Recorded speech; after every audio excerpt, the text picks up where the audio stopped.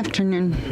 Thank you very much for being with us again. Before starting, I want to thank you deep in my heart, your presence and the support that you are giving to us due to the recent events. So we are really grateful for your support. As Mauricio said, I'm going to talk about the global economy situation, the future of the TPP, along with the events in Ottawa related to the third negotiation round for NAFTA, and not only its effect to Mexico, but all the implications derived to Latin America and the world. We need to remember with the TPP, out of the 22 topics presented by the UC&CS during last July, 9 are coming from the TPP agenda, and they are in the business table or group, and one of them is related to the rules of origin. Right now, we have 4 big methods on origin rules with the TTP based on these 4. We have 15 additional topics on the negotiation table. We have 15 points. So, what's left in the part of Mexico and the United States? It's been said a lot that Mexico will lose ground in the U.S. market based on the Article 0225. They are making an accusation related to Article 2205 in the same treaty. That's the withdrawal. And also, you can see in the slide how the automotive sector has dropped lately. This study is included everything. Everybody says that Mexico will suffer in its economy if the NAFTA falls down. We need to tell them that we have already made it drop in specific points. You can see here that part referring to the drop of our trade in the automotive sector. Another aspect that we have is that in logistic terms, we have 7 big corridors that are the input from the center of the country to the United States. This is important because these 7 corridors leave from 2 municipalities, one in the center of the country, another one in the Gulf. One of them is Ecatepec, the other one is Coatzacoalcos. This is based on the Statistic Institute, the INEGI. This is talking about the security level. These 2 are very dangerous municipalities in Mexico. First Ecatepec and then Coatzacoalcos. So we already damaged from inside our U.S.-Mexico relationship.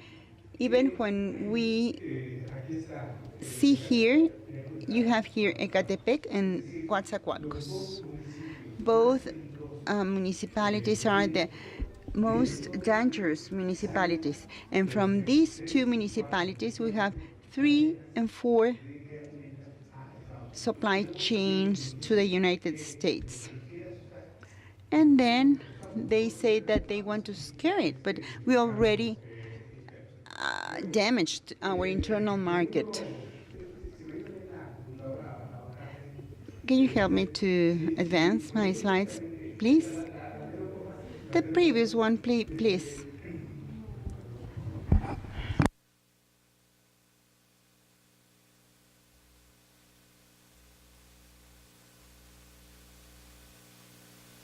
In terms of growth rate, we're talking about here $1,000 million.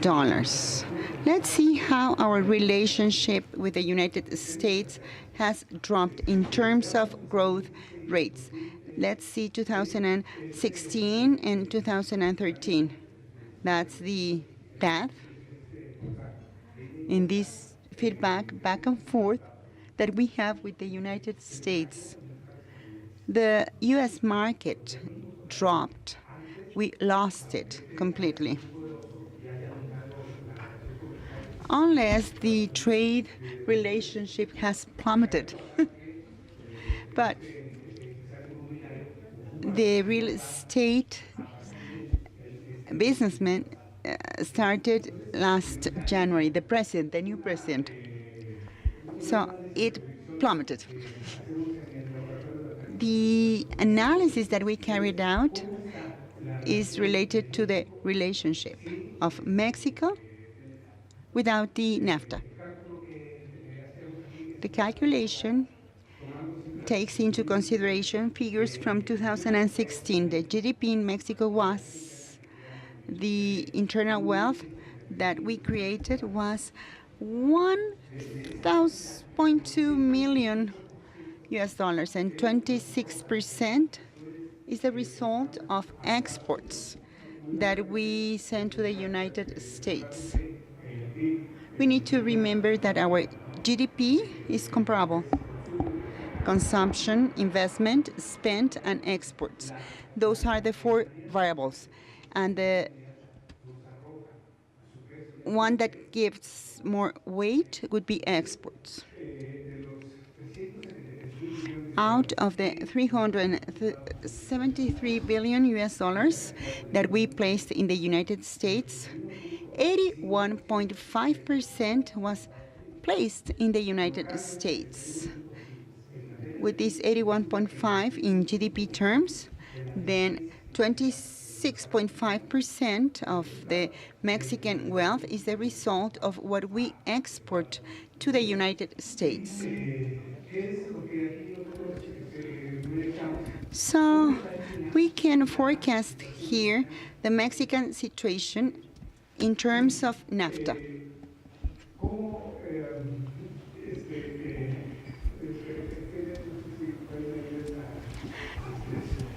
Kenneth, can you help me passing the slides? The previous one, please.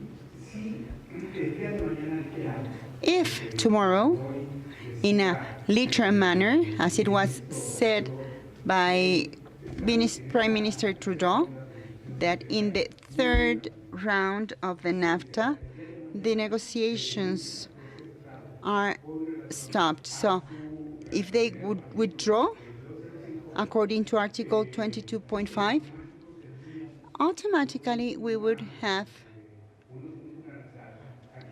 very high tariffs. And some colleagues say that this will not affect Mexico. I don't think so. I believe it will affect, because from Mexico to them, we would have some tariffs in the Article number 1, the top favored nation. It's 2.55%. And some goods will have a 15% tariff. And from there to here, our tariff would be applicable to the United States depending on the tariff fraction of about 15 to 20%. So that's what we could call the Trump tariff for Mexico. In this context, we would increase very seriously inflation.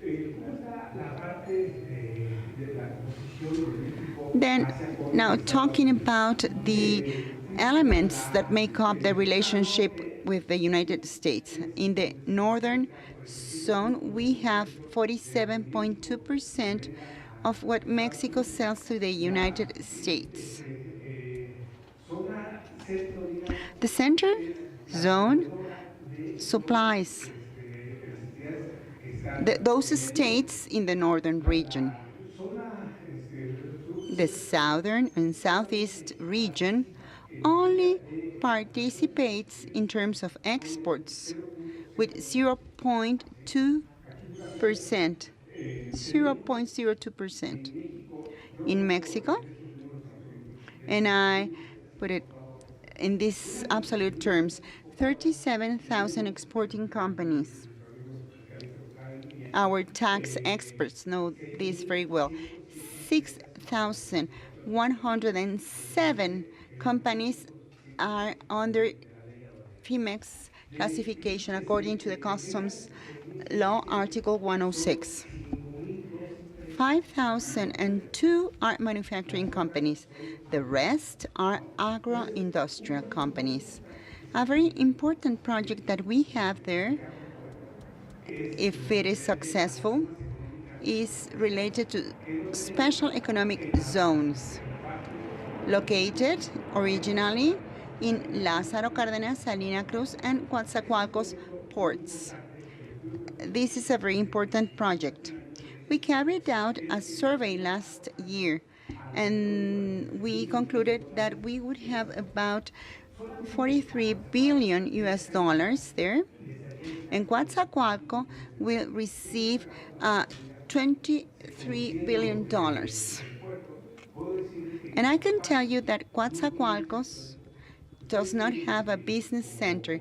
If you want to print any document as businessmen, something at night, and the hotel does not have this service, sorry, but there's no business center offering this service. There's no business center.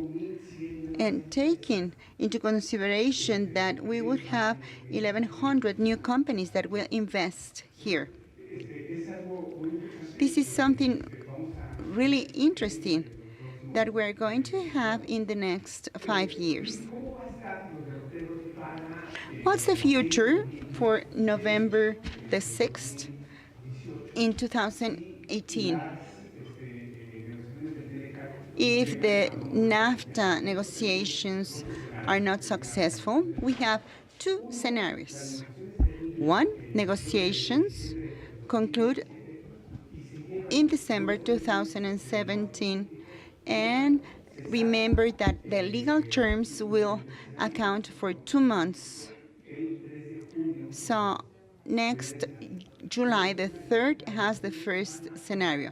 Second, negotiations go further in the future after June. So we need to remember that the representatives in September 2018 change.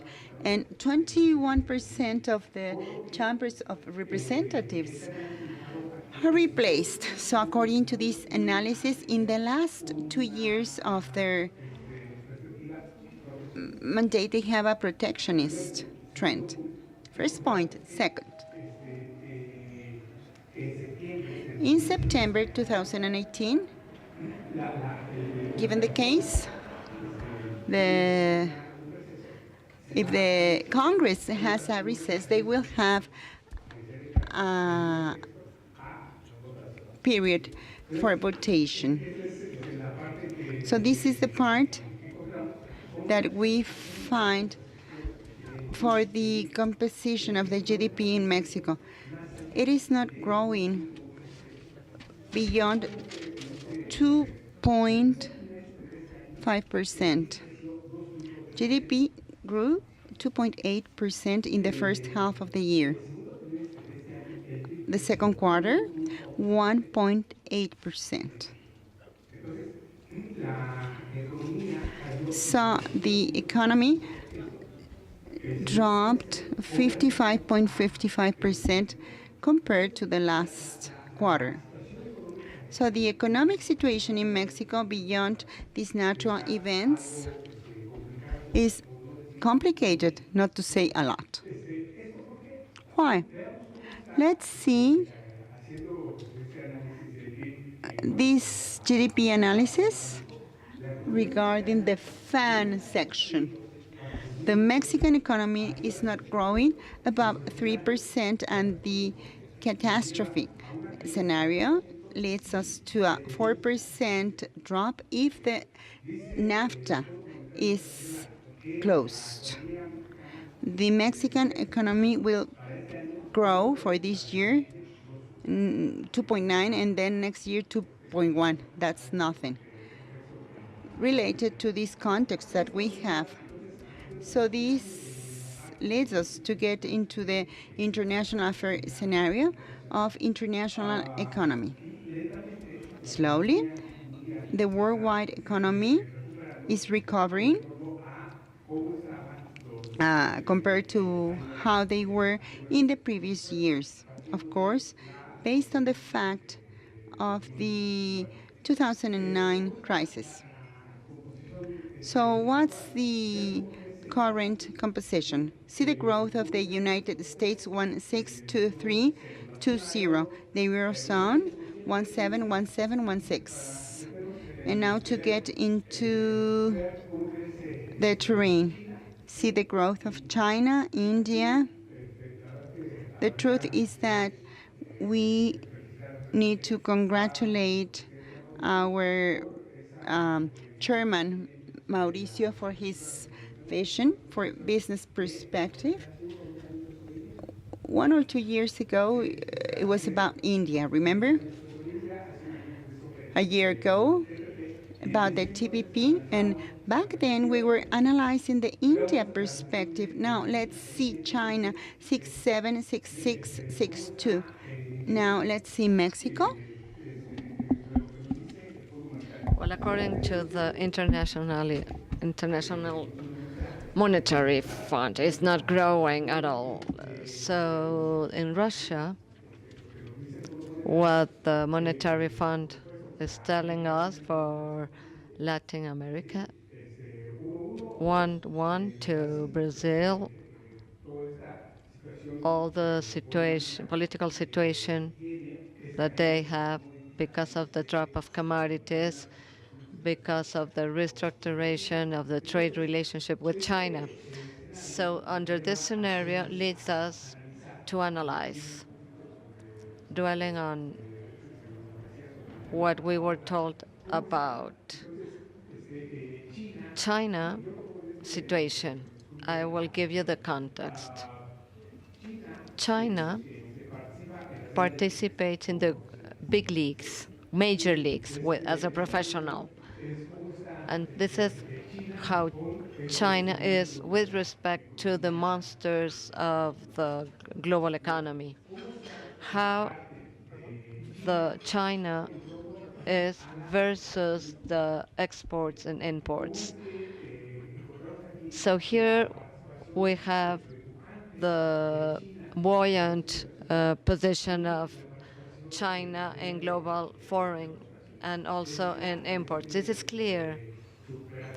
The surplus that China has in this aspect with the deficit of the U.S. if we see the imports vis-a-vis exports. So under this context is where we need to analyze how China, Mexico in the U.S. market, talking about in imports and exports. Mexico in 2004 was competing against China in 22 chapters of the tariff according to customs regulation. It only participates in 9 chapters at tariff level of OMA. Well, because we started to lose ground in the U.S. market because of the presence of China in North American market. So the deficit that China has with respect to the deficit of the United States. And this is something to be analyzed regarding one aspect which is on the table of negotiations of NAFTA. Trump tells us that it will reduce the trade deficit with Mexico based on the relationship that we have with that country. So how is the behavior of exports vis-a-vis imports? And this leads us to this, what Mexico places in the U.S. and what China places in the U.S. beyond the academic we see with Jesse Giolin in the localization part about the geographical location. And China is widely participating in the U.S. market beyond more than the Mexican economy. So under this context, if there's a drop, if NAFTA is claimed or is withdrawn, with respect to the U.S., but it will also affect China based on the relationship it has with Mexico in terms of exports in the U.S. market. So why China exports so much or sells so much? They were betting to a very important sector, which is the research and development sector. So was well said by the previous speaker, how we have this dynamism, economic dynamism that referred by Dr. Connolly in terms of China. So I just want to call your attention in China, how this Asian giant invests in a very relevant factor, which is the training in research and development based on science. So it is not only about the manufacturing, like we call this in economics, the manufacturing backed, the value added, technological value added. But what is behind this? The investment in research, in science, with a very important factor, which is divided into E as in education. So China is betting on this for its development. So as the graph tells you, this is the OECD slide, how China, under the eyes of the OECD, has a wide investment in this factor, which is the development. We have on the table marks, but if we go deep inside the computer or mobiles, you will have as a minimum a component that was made in China, talking about the brands. So I see this. The President Xi in the UK, when we have Cameron in London, it was announced that China was going to build the new nuclear plant of the UK. I don't know anything about this, but when I listen to this, within these four walls, I don't know anything about this. I don't know many things, and let alone about this. But how they are going to build like a room with four walls so the nuclear energy won't escape. I don't know. I can understand. When we go to a store, a furniture store called Office Depot, and we buy a desk that is exhibited in the point of sale, I take it, I hire as a vehicle to have it delivered to my home, and then all of a sudden I see a box in a cart. Where's the furniture? Well, it is inside the packet. And what's the content of that box? Well, some piece of wood and a manual. So assemble this piece of wood A with this screw, and this is going to be assembled with this wood piece A4, and you have all the layout and so on. The one that did the layout and the manual will build the furniture, the piece of furniture. This is what I try to imagine with something like this. It's not only the four walls.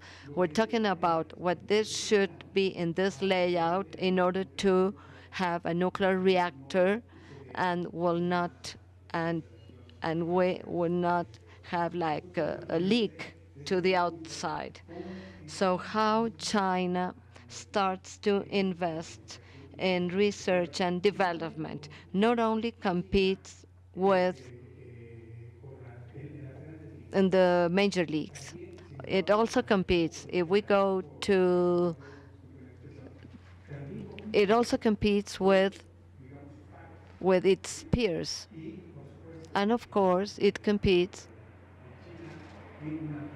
and it has a great participation. Let us not forget that within the developing countries, the country that invests the most in research and development is Korea. So we need to mention this. And with the vision of Mauricio, I'm sure that in the forthcoming years, they will be covering Korea. So see how China is with respect to these monsters, Germany and the US. My apologies if I go back to China again with the construction of the nuclear plant in the UK. Why the UK, knowing about the political and trade and cultural, societal relationship it has with the US, why UK didn't say the US? Tell the US, please help me to build those four walls to have a nuclear reactor inside. Why China? Why it didn't ask to Germany? Or France, like Mauricio said. Italy. Why China? What does China have in terms of research, science, development that these countries do not have? And putting you in another context, how China managed to have a similar level to what those countries have in the subject matter. So let's see the products, the manufactured products with a high VAT, technological value added, with respect to other countries. What I try to express in PowerPoint is China is the widest part. See how China from 1994, 1995, and have a trend plot, how China grew spectacularly in terms of exports of products with a technological value added really high. So this leads us to say that China invested a lot in that sector, which is R&D and education.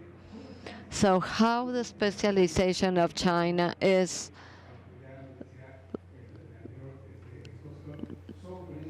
on the eastern coast of China. Where is the specialization, this competitive advantage, citing Porter, offered by China? What do we have? Well, we have this specialization. This is not like, it isn't, we shouldn't take for granted that China is considered the global manufacturing in terms of what it offers. Like our previous speaker said, what are those paths in order like to hire or to make business in Hong Kong, but it could be also done in the continental part of China. So how it reached that level of specialization, how China had the capacity, like almost immediate capacity, Remember all the PCs, IBM, the Blue Monster, how China immediately well, took away from us IBM and put us Lenovo. It, it, it, it is, this is not what the Blue Monster was giving us. But immediately China introduced to the market Lenovo, like compared to, which is similar to Hewlett-Packard, Toshiba, HP. A study that we carried out that Mauricio referred to a while ago, and this was published last February, and those are 3 scenarios of China for 2030. As you know those institutions, you're familiar with them. See the 4 institutions, and China is referring to like in 2041. So for the exchange rate global wide is not going to be the dollar, it is the MDB, the yuan. And who tells that? This is told by, we carry out those 4 studies on something that we do like every day, based on the exchange rate and the basket of currencies that we manage in business. So for those years, those institutions tell us that China is going to be the base for the international transactions. Why China has this participation? Well, as Dr. Connolly was saying about the Silk Route and the path, there's an index called the Global Presence Index that builds every 2 years. The Realcano institution, what we do in the laboratory is to study those indexes, of the different years of this index, and this leads us to analyze how China participates internationally, because in energy, economic presence, manufacturing, raw material and services and investments, in military presence. I don't know if you saw this military parade that takes place in the 2nd of September in China, where they celebrate the Republic of China, and this was last year's information. And 2 days before, the president said that there was going to be a cutoff to the military budget, and during the celebration, they showed the military power of China. This is what military presence means. And what about the soft presence with respect to where we are, which is the business environment? Why the buffet mentioned by the previous speaker has all those 40 or 50 collaborators in the firm? What China represents in tourism? What do we have in China? And I'm sorry if I with all due respect, how China wants in 10 years to be the champion, the world champion of football in 10 years.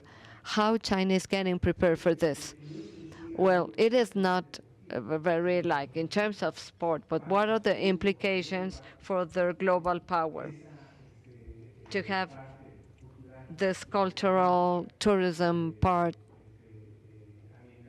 environmental part, taking into consideration that in last September, the 4th of September 2016, when they were during the G20 meeting, she put Obama next to him and signed an agreement for the reduction of contaminants. The other, Obama said no, but how she had this negotiation with Obama. So see the presence in 2014 with respect with China. Okay, at a global level, let's see how the progress of China during all those years. From 1990, the ranking of global presence from 13 to 4th place in 2014. And it is not only on the economic part, but it is a whole set. It's economic, military, cultural. That China has. There's a very interesting study published by the World Bank where it states that not only we need to take into consideration the wealth of a country on the per capita revenue. Well, with respect to the tip of last year, the GDP of last year, democratically, the income per capita from slim to the bricklayer, we would have $9,040 equally if we based ourselves in per capita income.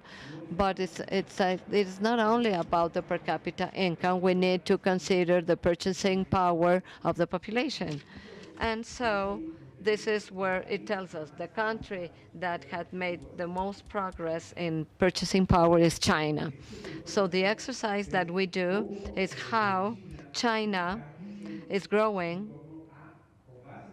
based on the purchasing power to have a weight on the consumer, to have a very similar income to the ones of the developed countries.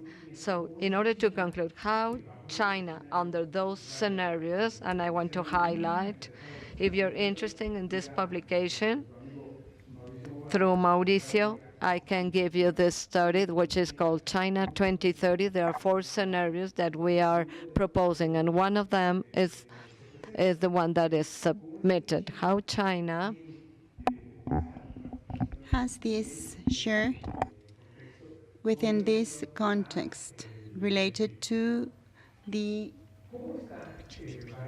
GDP. And this is related to international affairs. So, in point number 22, and you could see this in your presentation, from 1 to 22, we have the 22 topics proposed by the trade representative of United States on last June. The next points, 23 and 24, are taken from the Maastricht Treaty, Article H and J1, that Mexico undersigns in order to have, as of 2000, a global agreement with the European Union. We need to remember that this year, Mexico, just as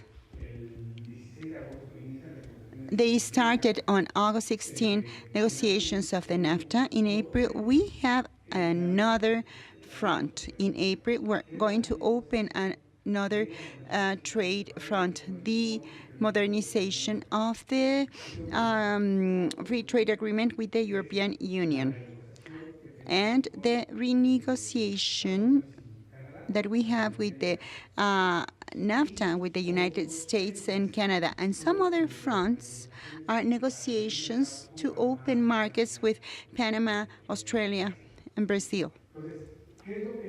So we did the following. According to the demands of Mauricio, you know he's a dictator, by the way, and you will not let me to lie. I don't know who's more dictatorial, Mauricio or René. It's 4:30. If you ate, well, good. If not, continue working. So here you can see The USTA proposal, the boxes in white are points that are not being treated right now with the European Union. Those were the topics that were negotiated in the TPP. We presented on February 18th, last February, we presented, and I had the honor to hand out to the president of the country the negotiation agenda for NAFTA on February 18th. Here we have our friend Alejandro Ruiz. He has an excellent program in the CTL. We presented that after handing it out to the president. On that day, we also presented our president the agenda, as I said. I should be honest, out of the 22 points that were presented on July 18th, we only presented 20. We missed 2 of them. Knowing the negotiation that we have with the European Union, we still have these topics. And I don't want to focus on what Mexico is doing, but these agendas, NAFTA, TPP, and Telequem, will be the future of our countries, the negotiations of our countries with these markets. We should not neglect the fact that the NAFTA was a mirror agreement, so Mexico and or United States could use it to negotiate with their trade partners, respective trade partners. Mexico with the CAFTA. Sorry, U.S. with CAFTA. How the United States takes NAFTA to negotiate a similar agreement with the country members of that region, and same Mexico with the European Union, taking this agreement, and sorry for the expression, but they just replicate it with other countries, so that's why it is so important. Another additional point that we need to consider, those topics related to good governance practices. The proposal in anti-corruption terms within the NAFTA, if a company sells in the United States and then they win share in this market based on an illegal or corrupt practice, you can be sued in the American territory. That's why U.S. wants to eliminate Chapter 16 in the NAFTA related to, sorry, it's 19. Sorry, I was thinking about Article 16, but no, it's 19. Related to illegal practices. That's why we have this issue now. That's why there is the need to modify this chapter, because Chapter 20 wouldn't be really logical then, because this is the panels.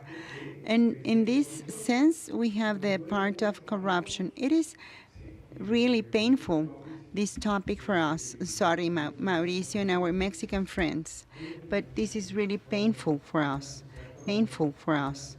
Don't tell anybody that we're a corrupt society. We're not broadcasting this, nobody's listening, so forget about Mexico is not corrupt. But the truth is that we are a very corrupt society. And there are thousands of evidence pieces. So these 2 points refer to democracy and human rights. The European Union say, okay, let's accept these 2 topics, anti-corruption, democracy, and human rights.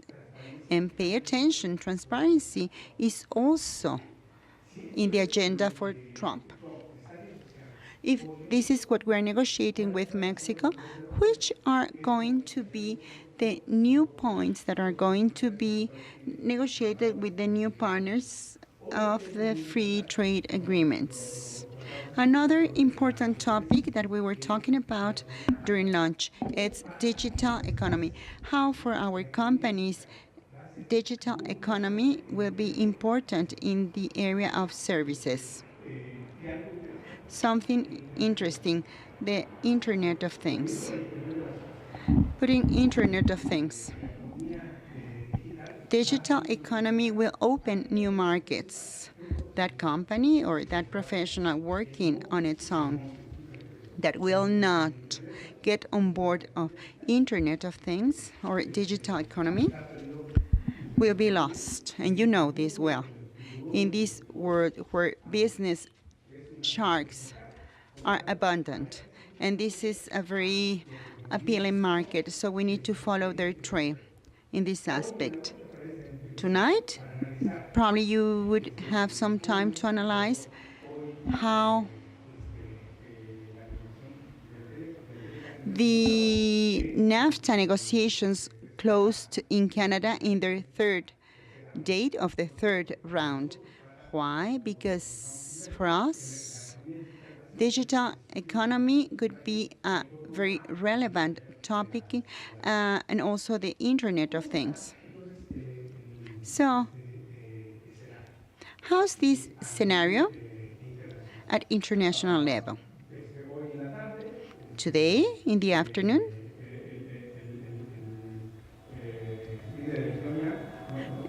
Pyongyang will say, we will declare war, but the United States says no. And we have this international policy context that is quite sensitive, where United States, Russia, and Germany, and we need to take into consideration parliamentary elections in Germany, will set the new course and pathway for the countries. And we need to do a lot.